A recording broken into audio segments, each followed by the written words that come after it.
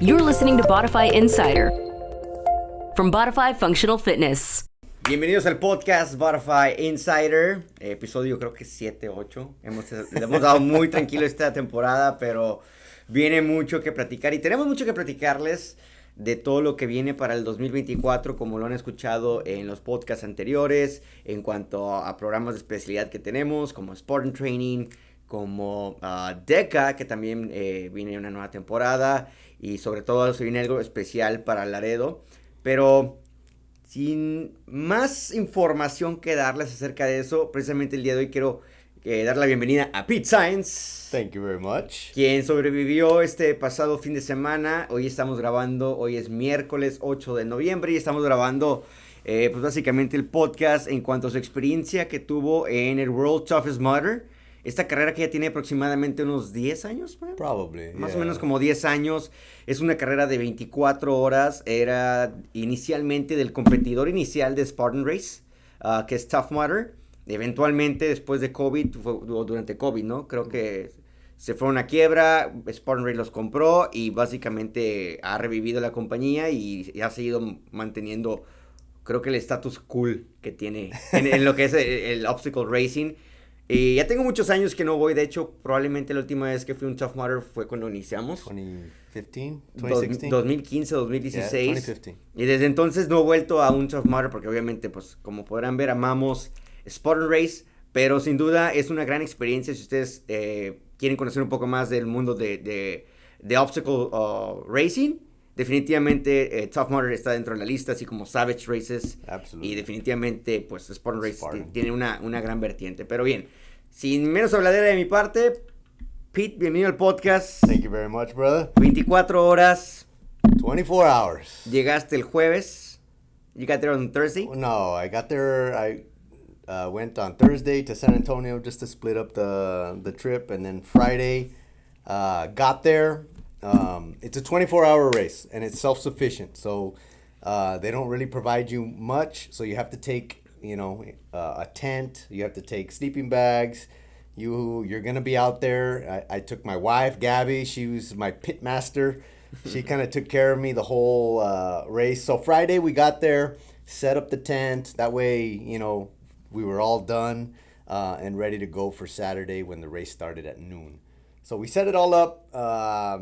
Kind of went to the hotel, got ready, went to HEB, got all the gear, just like we normally do, and went to bed early, and got to back on Saturday to the venue at about 10 a.m. Because the race started at noon. It was going to be noon on Saturday to noon on Sunday. Is there like a previous meeting before the race or something? Yeah, so we needed to be ready at 11:15 on the court or at the start line so they could give us, all the instructions and stuff like that. So, and on Friday they had already kind of told us all the rules when we were there and stuff like that. Cabe mencionar que antes de todo esto que está platicando Pete, llevábamos semanas tratando de ver qué era lo mejor en cuanto a equipo llevar, porque era una carrera de 24 horas que no es la primera, no es el primer rodeo de Pete en este sentido de 24 hour races, pero era un formato en el cual involucran más obstáculos en agua. Entonces lo que escuchábamos es que constantemente estás en agua. Yeah. Y obviamente las historias de terror que vienen son rosaduras horribles, gente que te recomendaba orinarte dentro de tu wetsuit, pero otros decían no porque luego te vas a rozar todo. Entonces todo esto lo estuvimos viendo, right. La parte de la nutrición también, porque pues aquí había más oportunidad de, como tú dices, poner un tent y pues ya tener una hielerita, o sea, más espacio, ¿no? Comparado a Spartan Race, que tienes básicamente pues un cuadrito, un área donde pones tu mochila, tus cosas y se acabó, ¿no? Aquí prácticamente puedes tener un área de 10x10, que es un tent. Y pues ahí puedes tú poner tu carpa con lo que tengas de equipo de acampar, o sea, si tienes cama, si tienes estufa, todo eso, luz, lo puedes poner. Y todo esto venía desde semanas antes o meses antes, en cuanto a la planeación, y bueno, es parte de las cosas que hay que tomar en consideración, ¿no? Absolutely. So really, the whole way up, I was listening to podcasts from Matt Davis, and he's a big obstacle course racing guy. Optical podcaster. Racing Media. Yeah. Optical exactly. Racing Media, otro gran podcast. Si quieren conocer un poquito más y quien los tenga así al día, ese güey tiene mano directa con... I got a picture with him too. Sí, la vi. I saw him there. Este- But he had a great, like he would interview guys that have been doing it, like professionals. And so he gave me a bunch of tips. So me and Gabby were listening to the podcasts. He had like 5 features regarding, tips and stuff for this race. So, like he said, and like we've explained before, we've been doing Spartan for, 9-10 years, but we started off in Tough Mudder. We had, we would all go to Gold's Gym and we work out together, and we got a group and we did our first Tough Mudder, and we really fell in love with it. And I think that was in 2014, 2015. I think 14, we went to Austin. As a big group, we fell in love with it, and then we did a few more, and then we really started getting competitive about it and trying to transition to Spartan. And then we've been doing Spartan ever since, never coming back to Tough Mudder. So I had originally signed up for this race when it was going to come to Dallas in 2020. And COVID happened, and then Tough Mudder kind of went under, and Spartan bought it, like you said. So I've been I had paid my fee since 2020, and then we decided maybe let's do it this year. It's back in Dallas for the first time. It's an easy trip. It was really close to where we were 2 weeks ago, and for the Spartan race, I mean it's a couple miles away from that venue, so we're very comfortable racing here in Texas, obviously. So I just, I had 2 weeks to prepare, from the Spartan race to this one. So I was just trying to take care of myself and stay in shape. So anyways, getting back to the race, we've been doing Spartan races and I'm very comfortable. Obviously, we've built a bunch of them. We coach it, we're very good at Spartan obstacles, and then in World Stuff is Mudder, they don't really tell you what you're going to do, like they'll change it every year. They kind of give you a gist, and then they name them, these funny names. Y puedes ver en YouTube, ¿no? Básicamente Right. Lo que se han hecho en otros años, pero obviamente como el venue tiene diferentes cosas, como por ejemplo, por muchos años se hizo en Vegas, Right. y tenían este cliff jump que... Yeah, like a 30-foot cliff jump. Entonces ahí sí, pues estaba increíble y bueno, un poco de miedo, pero dependiendo qué venue, me imagino qué área del país también vayan, es lo que Exactly. tienen preparado, ¿no? Right. So you don't know what you're going to get, but everybody tells you, like, be prepared for the water because you're wet for 24 hours. And you need a wetsuit, and you need a wetsuit, and you need a wetsuit. And then, like, this guy, like, I didn't want to buy one. They're expensive. I'm never going to use it again. I'm not into triathlons. And so this guy kept on telling me, are you sure, Sainz? Are you sure? He goes, I think we should get one. And so I was like, okay. So we bit the bullet, and I purchased one. I didn't even try it on. I didn't even try it on until the day before the race. I tried it on. It fit fine. I go, but if you've never worn a wetsuit, they're not comfortable at all, So I was like, man, this is going to be weird. No es como unos leggings, ¿no? O sea, no se sienten como leggings. Like it's thick, neoprene, it's very uncomfortable. For me, I just like, wow, I can't even imagine running in this thing. But whatever, it fit. So I go, if I need it, I'll wear it. So anyways, okay, I had all my gear. They say, take everything. So I took everything. I had, my plan going into this was I'm not going to stop until I get to 50 miles. My goal was 50 miles. If I can do more, I'll do more. So I took 10 outfits. I took like 6 pairs of shoes, a million socks, just in case. I bought hot, I bought cold, tons of food, and then, just Gabby, make sure I'm making this amount of calories per hour, do all the calculations for her, and here we go. So, 12 o'clock comes around, they hype you up, the music's blasting, it's a big party, it's Tough Mudder does it right, they got it, their way of doing things is, they got the DJ pumping out music, they got Coach, I forget what it is. Coach the DJ, no? Coach the DJ, they got him, busting music and hyping everybody up, and they got smoke bombs going off at the beginning, and it's crazy, and it's got tons of energy. There's over 1,000 racers. 1,000 crazy people plus all the crew that every person takes. Like I took Gabby, but some people take 2, 3, 4 people, and it's a big party. And everybody has tents, so it's like tent city. Es como un festival, ¿no? It's amazing, yeah. And there's, like vendors there and food, just by a lake. It's gorgeous. And so you're hyped. It's the middle of the day, so it's not super early in the morning. You're ready to roll. And boom, and we just go. And there's 1,000 people just going down the line. And I feel great. I had a great Spartan race a couple weeks back, and I felt great when I started. But I'm used to 30 miles. I'm used to 30 miles, so, each lap was 5 miles. You do 20 obstacles in those 5 miles, and then you just start again and start again. You could always take a break, but, your clock is still going. Pero no haces siempre los mismos obstáculos, ¿no? Your first lap, it wasn't on the second lap. Right, they start opening up at different times. Okay. You're going to get to all of them, but the first lap was very few. And then every hour they start opening up more and more. So the faster you go at the beginning, you might not hit an obstacle. So that was always my goal. Which obstacles are opening up this hour? I need to get to that one before the hour comes up, so I don't have to do it. ¿Y es otra ruta? Nope, they're all you will see them. You'll pass by them. Yeah, exactly. So you'll see them, but if it's not open yet, you save that amount of time, and energy to do them, because the obstacles are no joke. They're fun, they're great, but they are no joke. And we can put some videos here for you guys. There's shit that electrocutes you. There's a grappling hook, that you have to throw and catch it on something, and then almost go up a side of a mountain. Hace rato que me compartiste un video, pues venían, no sé si grabó todos los videos esta persona. Uh-huh. Perdón, todos los obstáculos. Yeah, I think you got all of them. Voy a tratar de compartirles ya sea el link o el nombre del video. No sé si lo podemos compartir aquí para empezar, pero si lo podemos compartir, lo pondremos. Right. Pero había uno que me llamó mucho la atención, que era un tubo. Yeah. Me acuerdo que me habías dicho que era, ves una pared, ¿no? Básicamente de madera. It's 2 walls.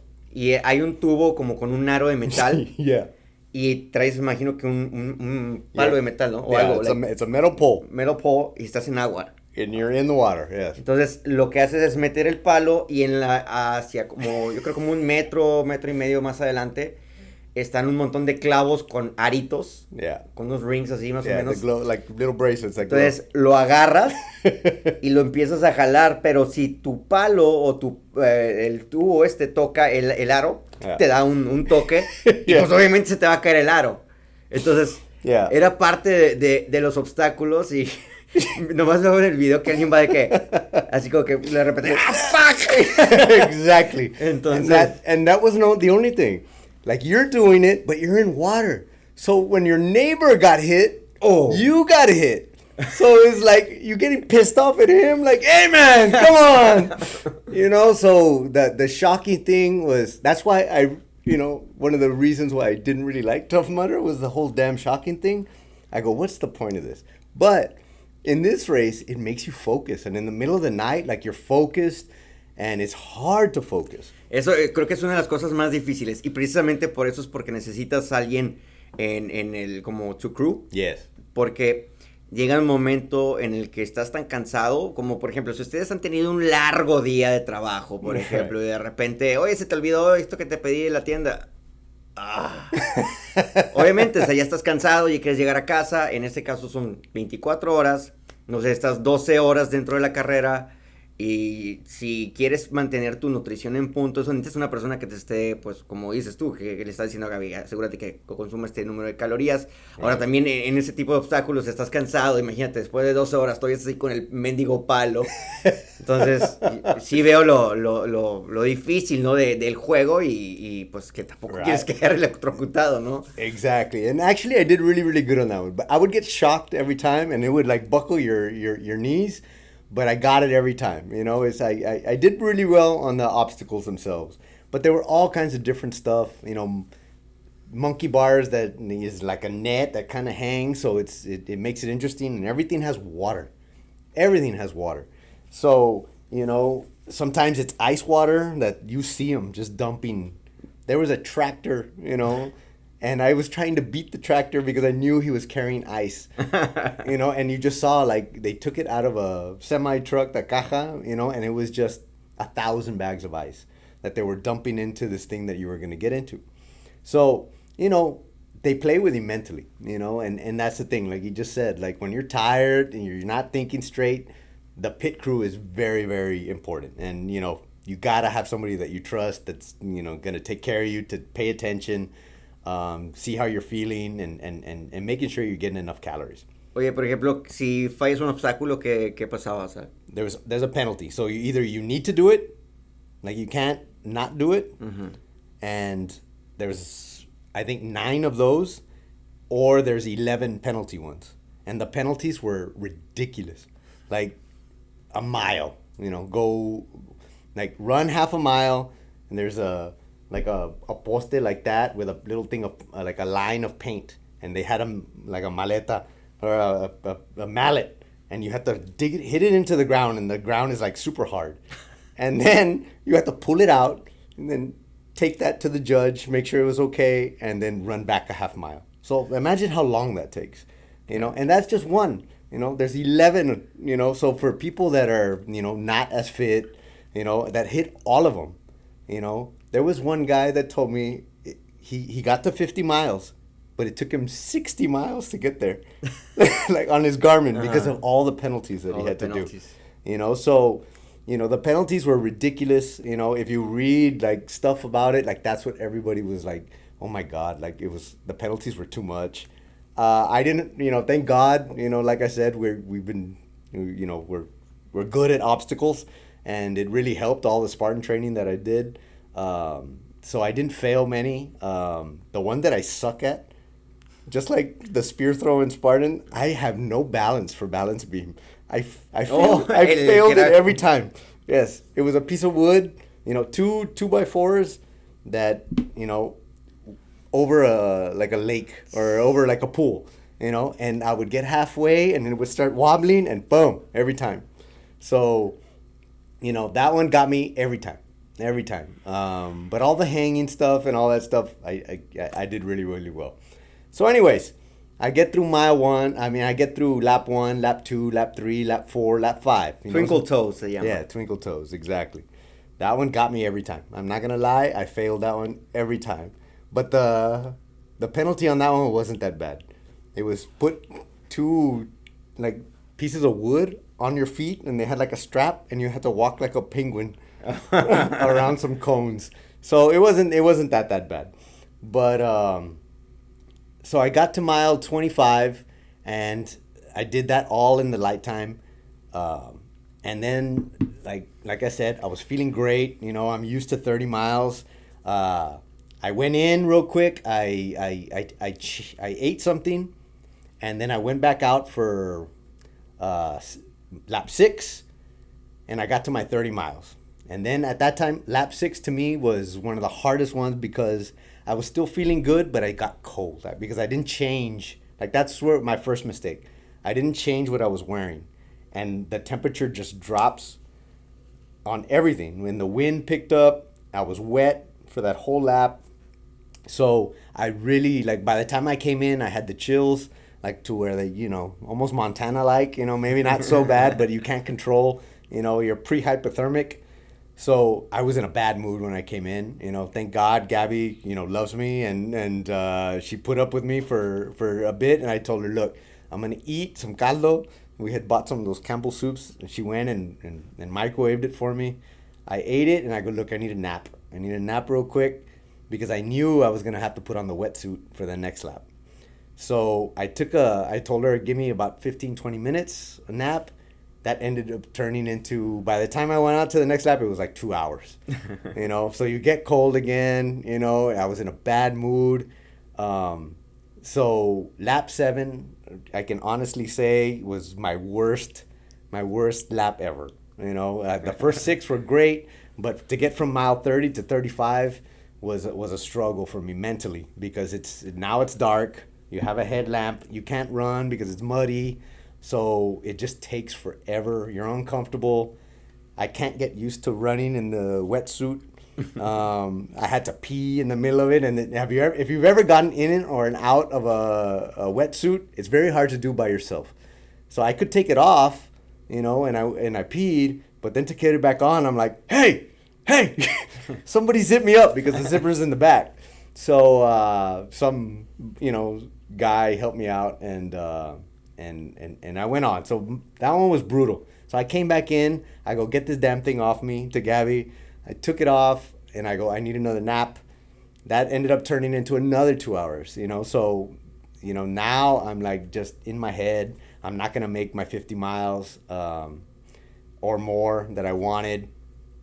So, but she woke me up and she was on me and she was being like a good pit master, It's like, hey, you're going to regret this. She started getting in my head. She started boosting me up.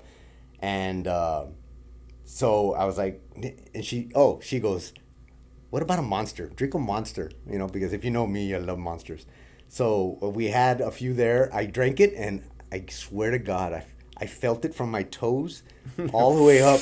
It was like Super Mario. And just like all my energy came back. And lap 8 and lap 9 back to back. I knocked them out, So I was at 45 miles. And I still had tons of time left. It's probably like 4, 5 in the morning. So I had till noon. So I go, yeah, I'm going to get my 50 miles, But... I was like, I'm not going to get 75. There's no way I could get 75, which is the next, where you get a new bib and you get a different medal and stuff like that. So I go, 75 is impossible for me to get in the amount of time I have left. And then I start regretting all the naps and all that stuff. So I was like, look, I told Gabby, like, yeah, I can relax a little bit. I'm going to get my 50 miles. Let's do it in the sunlight because I'm tired of this wetsuit. So I took off the wetsuit, took another nap for about 2 hours at about 7 a.m. I went out for my last lap to get to 50 miles. But I didn't wear the wetsuit. I wore just my regular gear and knocked it out, man. So I got to my 50 miles. And, it's like always, man. When you cross the finish line, it's like, you're very proud of yourself, and Tough Mudder, I'll tell you what, is it's different. To me, I love Spartan, and I love the competitiveness of Spartan. And but I remember what turned me on to Tough Mudder and why we fell in love with this sport is, I'll give you an example. There's guys that just want to help people. Like their whole race is not for them. They start it with everybody. They get to a certain obstacle and they hang out there for 24 hours just helping people. Like on the ones where you need help, like because there's some obstacles that you can't do by yourself, like walls that are 20 feet. Like obviously somebody can't jump that, so you need a boost. So these guys let people walk all over them, like on their knee. Then you get under a shoulder and they pick you up. But imagine, for 24 hours, this guy is just knocking it out. And there's like 4 or 5 guys, and they stay there, and it's on multiple obstacles. And then at the end of right when the race is going to end, they go and they do the finish line. So they have 5 miles in those 24 hours, but they help thousands of people, so that's the kind of spirit behind Tough Mudder that is different than Spartan. People are very nice, and the Spartan community is awesome, but it's just more competitive, in my opinion. Tough Mudder is less competitive, more, just everybody helps each other. It's the community is super tight, man. Creo que es una de las carreras perfectas, y no solamente esta de 24 horas, sino también hay un formato, creo que de 5K y uno de, no sé si 10K o era 10 miles antes. Pero esa es una carrera ideal si piensas salir con un grupo de amigos. Yes. Esa es la carrera que quieren hacer. Si quieren irse en grupos de, no sé, de 2, 3, 4, 5, 6, 10 personas o más, esta es la carrera que ustedes pueden hacer y se los garantizamos que se van a divertir increíblemente. Los obstáculos son hechos para divertirse, Right. no tanto en el aspecto competitivo como lo hacemos en Spartan Race. Que creo que de ahí fue porque pues, tenemos un espíritu más competitivo, entonces por eso nos mudamos a Spartan Race. Pero esta carrera es muy divertida para ir con todas las personas. Pete, por ejemplo, ahorita que platicamos de la comunidad y de la carrera es de 24 horas. ¿Existe un mínimo de distancia? As long as you finished after 7, you would be considered as a finisher. Like if you finished before 7 a.m., then you would DNF. Okay. And you wouldn't get a medal and you wouldn't get everything. So you just had to finish. Pero independientemente de... There was no mileage goal or anything like that. No, it's cada quien. Okay. You go, if you're competing, you go as fast as you can for as long as you can without any breaks. But even like me, I wanted to get to my 50 miles. I was happy with my 50 miles. Do I think when you're done and you look back on it and it's like, man, I could have gotten 75. If I wouldn't have taken so many naps, because I feel great. I'm not super sore. So you look back and you critique. I mean, I'll tell you what, as soon as I finished, I told Gabby, man, I don't know if I ever need to do this shit again. Because of all the water, Uh-huh. And then I was like, yeah, you drink a beer, you're thinking about it, and I'm like, I could have gotten to 75, And then like the next day comes, and I'm like, you know what? If Chewy tells me next year that he wants to do it, I might do it with him. Pues ahí tengo todavía mi entrada. So if he or anybody wants to try it, I highly recommend it. If you're into obstacle course racing, just like I say about ultras. This is just a different monster. It's uncomfortable and it's mentally challenging. Pero también, o sea, como tú dices, es una carrera de 24 horas, pero conforme tú termines después de las 7 de la mañana, eres considerado un finisher, ¿no? O sea, hagas 2, 3, 4, 5 laps. You can 5 miles, 10 miles. Exacto. Y también existe un formato de relay, ¿no? Que es en equipos. No sé, de 2 personas o de más o cuántas. It's either 2 or 4. Okay. 2 or 4, so you can split it up, and then 2 people go out, and 2 people are resting, and you alternate. Like, there was a ton of people doing that. I'll tell you what, it's like a concert. Like one of the obstacles, and we'll show it to you, is a DJ booth. I mean, it's en el monte. Full blown that you can see it from miles away, the lights, and it would just excite you. You would see it in the distance, and that I knew was about 1.5 miles from the finish. So you would see it in the distance and I gotta get there. Because not only was it getting close to the finish line, but it was like, dude, that place is cool. It was full-blown DJ, like you're at a rave. The guy's blasting music. And there was a guy dancing for 24 hours, A guy danced for 24 hours. And he didn't do the damn race, but he danced. And by the way, he was a good dancer. But you would go under the booth, one of the obstacles, climb like a net, go through like laser show, and then come out the back. And that was one of the 20 obstacles. And it was smoking, like they would put like a experimenty smoke to kind of disorient you. It wouldn't really burn your eyes or anything like that, but it would make it a little bit harder to get through. But it would look cool. At night, that place looked amazing, and he was there. The DJ was blasting for 24 hours straight.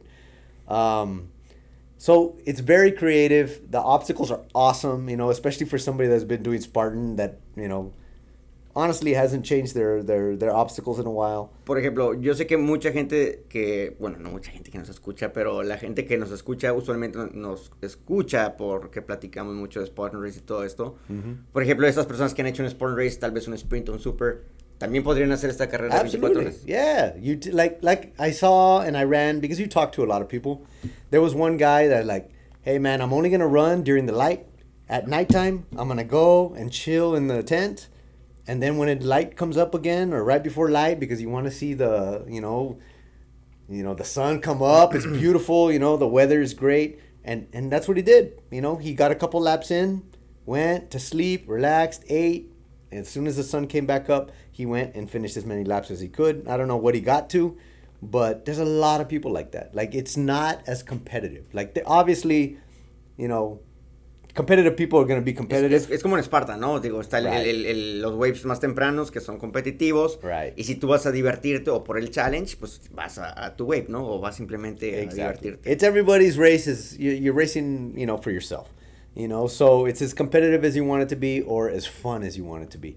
And I'll tell you what, even the most competitive people, the girl that won, and she's won the last 2 years in a row, you see her helping people up the walls. Like, yes, your time is important, and competitive people will always be competitive, but just the fact that you see her and the guy helping people up a wall, and I did it too, like they helped me up a wall, and then I stayed for a few more people, and I helped people up a wall.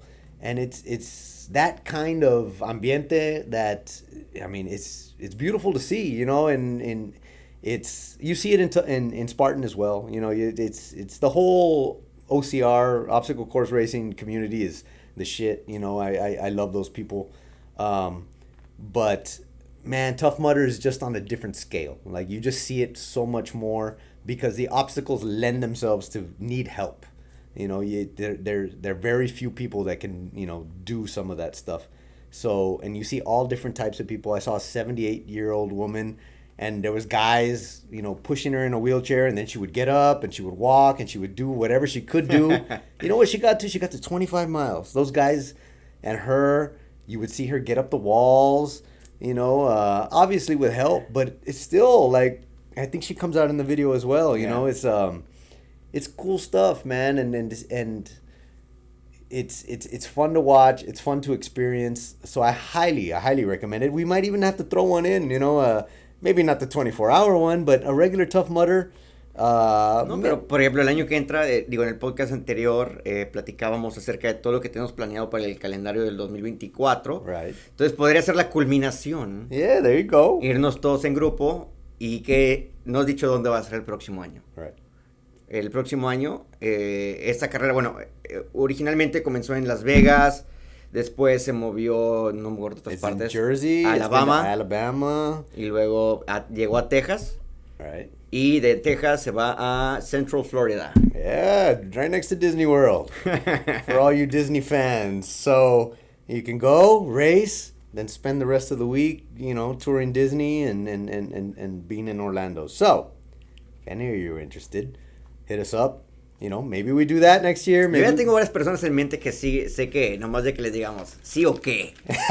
Exactly. Sí o qué. Yeah. Y me gusta la idea en el sentido de que, imagínate que tengamos, no sé, como 5 carpas del equipo de no solamente de Bodify, de Laredo. Si alguien más se anima y quieren compartir la experiencia también ahí con nosotros, o irse con nosotros, bienvenidos. Yes. Mándenos un mensaje directo y nos ponemos de acuerdo. Miren, tienen todo el 2024 para entrenar, exactly, divertirse en Sport Races y al final hacer una super carrera super cool como esta de 24 horas. ¿No has enseñado tu medalla y tu... Oh, yeah, right there. Déjalo, lo traigo. A ver, por ejemplo. Tough Mudder usualmente en las carreras regulares, en los años anteriores, daba nada más un headband. Right. No sé si ahora también da medallas o... ¿No? No, okay, they still just give headbands. En esta. Ok, entonces los headbands y como estaba la dinámica hace años, y creo que todavía continúa igual, la primer headband de cuando haces tu primer Tough Mudder es anaranjada. Y luego creo que tienen times 2, times 3. Yellow, pink, blue. Y luego subes a amarilla, roja, azul, rosa, hasta llegar a una corona dorada, que creo que son más de 100 carreras. Yeah. Es una corona dorada y que por ahí podrán ver videos en YouTube. Igual puedo buscar algunas imágenes. Pero esta es The World Toughest Mudder. Yeah. This is the first time, honestly, this is the first time I ever ran 50 miles. So I'm very proud, So obviously I'm going to show How many obstacles did you do, in total? I haven't, done the math to it, but, by 7 p.m. they were all open for the most part. And it's 20 miles, so... I don't know. I would say maybe 120, 130. I was thinking of more or less 100, over 100. Yeah, it was about 120, 130. I was following the stories and I was doing the math. I was like, what? Over 100? Yeah. And that's why the first thing I asked you when I saw you, how's your shoulder? because I saw like a lot of hanging obstacles. A lot of y pues dije, pues, vaya, estaba buena la chinga. Yeah, no, it was. And obviously, you know, it's, I think just being in shape for Spartan really, really helped me out. And then I kind of took it really easy during those 2 weeks. And I was ready, you know, I feel great, honestly. You know, I don't know if I think I'm not ready for another Spartan race anytime soon, you know, I need a little bit break. But hasta marzo, ¿no? Yeah. Digo, menos que te animes a ir a Monterrey. That's true. Como It's en coming 2 up, semanas. you know. I don't know. I might call you, Caro. But anyways, you know, it's Tough Mudder's different. I think, you know, we might have to test the waters there and see who wants to try. They're all over Texas too. You know, they have regular races that are, I think, 11 miles, 10 miles. Sí, usualmente hacían una en Houston y en Dallas, Yeah. y Central Texas. And Austin too. So I think there's a few here in Texas. Well, actually, the Dallas race, the normal race, is this weekend now. Okay. I think they're going to use the same venue and stuff like that. Reuse the venue. But that's just the regular race, not the 24-hour one. So they're out there. They're fun. You know, it's more about fun than competitiveness, Tough Mudder. But the obstacles are different, and it's a good change of scenery. But, you know, I'm very happy I finally got to experience it, and I just wanted to kind of tell you guys about it a little bit, see if anybody wants to join. you know, to join, and maybe if we get enough people in 2024, or if this guy Creo que wants to sí. do it in 2024, like, Yeah, for we sure. might sure. end up in Orlando. Lo complicado desde el final del año es que se vienen un montón de eventos deportivos, sobre todo que nos encantan. O sea, obviamente cerramos con carreras de Spartan Race, está World Toughest Mudder, y luego están High Rocks, y luego también nuestros últimos eventos de DECA, y luego DECA World Championship. Y Yes. sí, y All sí. all on top of us opening up a second location. So, you know, we've been super busy. So we haven't, you know, been doing our podcast like we should. We're gonna get better about it.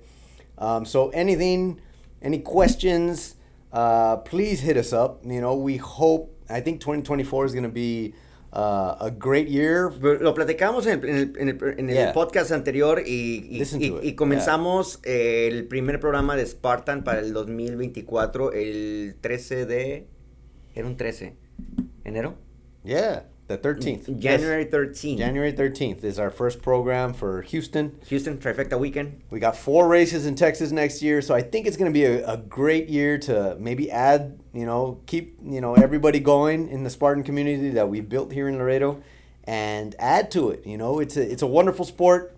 And there's a rumor also going on There is. that Pete Sainz is building more obstacles. Oh, I heard the same thing, and let's see if the budget calls for it. But I always like to add one, at least one a year. You know, so I already have something in mind that I want to build, and I think it'll help everybody out.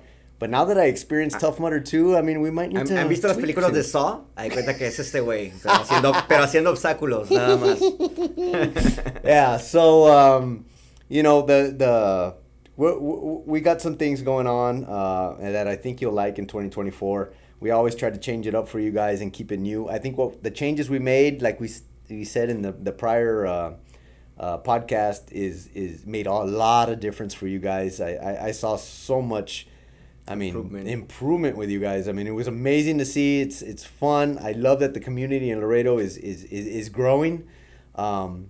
Because, you know, doing hard shit in life is necessary, guys. You know, we're a lazy community. You know, everything's easy nowadays. You know, you go to HEB for food. You jump in a car that goes places. You know, back in the day when when something was hunting you and you were hunting something else, you know, that was hard. You know, nowadays, you know, we gotta, you know, get that mindset back. And I think the Spartan and Tough Mudder and the OCR community does it right in putting some obstacles in front of you. You have to, you know, defeat them, and it changes your mindset a bit. So, y creo que antes de que avances, creo que también para la gente que tiene tal vez hijos, no sé, entre los 13, 14, 15 años, vengan a hacer las clases con ellos, llévenlos unas carreras de estas, y digo, obviamente van a ver otro panorama, otra perspectiva de que es difícil, ¿no? O sea, de repente ellos se estresan porque no hay internet. Yes. O cosas tan simples, sencillas. Y cuando los pones sobre Real este obstacles. tipo de obstáculos, es un tipo de día así, y sienten esa satisfacción, creo que los motiva, y creo que un ejemplo de eso es Lalito. Yes. Love it. Lalo Contreras. Yeah. Lalito Contreras, Yes. Amazing. que ha estado con nosotros desde que era Bodify Sports Performance para niños, y luego comenzó a hacer clases regulares y Sport, y pues ahorita pues Now he's playing football, you know, at United, and he's turning into a little man. He's got those young guy muscles, you know, and that confidence that he's walking around with. He was in the fit games and he crushed it. It builds confidence. It builds strength, not only physical, mainly mental. Yeah. You know, and it helps you deal with life, because, you know, every now and then everybody's gonna go through some shit, and we all do. And I truly believe this. I mean, you can listen to Joe DeCina, David Goggins. You know, it's those type of guys. You know, they're onto something too. You know, I mean, some of them are extreme, but you gotta you gotta do some hard stuff in life. And I think this is a safe, great way of doing that sort of stuff. And you know what? It keeps you in shape. You know, it teaches you, you know, about your nutrition. It teaches you how to run. You know, we go into so much in our programs. You know, it's and every year people get smarter about it. That's why I think the improvement happens is they're watching what they eat more. You know, and eating enough. You know, tons of people. And I won't say just women, because guys too, they don't eat enough. You know, so they feel it. So when they finally get it, you know, then they start performing better, you know, and then it leads into their regular life, and in their regular gym life too. In our regular classes, they start performing better, and they learn that through Spartan class, or they learn how to run. You know, I've seen people that didn't know how to run at all when they started with us, and now, you know, they're hitting the trails. They're doing 13-mile races, some of them 30-mile races. You know, you got to be a decent runner to attempt a 13-mile race or a 30-mile race. So I think, you know, there's no negatives here, you know, and you're going to have a blast. I've never, like we've said this multiple times, I've never had somebody tell me they didn't have a good time at a Spartan race, ever. Okay. You know, they might not, some people might not, like, hey, this is not for me, but it's not because they didn't have a good time. Mm-hmm. You know, it's just maybe not for them. But I would say 90 to 95% of the people don't do just one Spartan race. And that's why the community keeps on growing. So, you know, whether you come to Bodify, whether you go to other gyms, you know, let's build this community. It's a beautiful community, and it's, you know, let's make this happen. 2024 is gonna be a big year. We got tons of races. Sprinkle in a little Tough Mudder, sprinkle in a little High Rocks and Deca, and man, you got the full combo. Exactly. All right, man. Well, hey, and then everybody that supported me on that was sending me messages, I love you guys. I truly, they when you're mentally, you know, struggling like I was on lap 7, you know, before and after that, you know, just reading some of that stuff, it makes a difference. So even if you're not interested in doing a race, go support, you know, your friends that are doing races. Go, you know, pit for them. Go, you know, spectate and cheer them on, because it makes a difference. And supporting each other is a good way to show some love. Hashtag Florida 2024. Let's go see Mickey Mouse, bro. Let's go see Mickey Mouse and jump in some mud. So, love you guys. Thank you very much. Do some hard shit.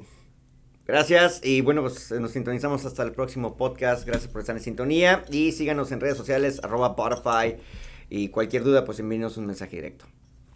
See you guys later. This episode was produced by Bodify Functional Fitness.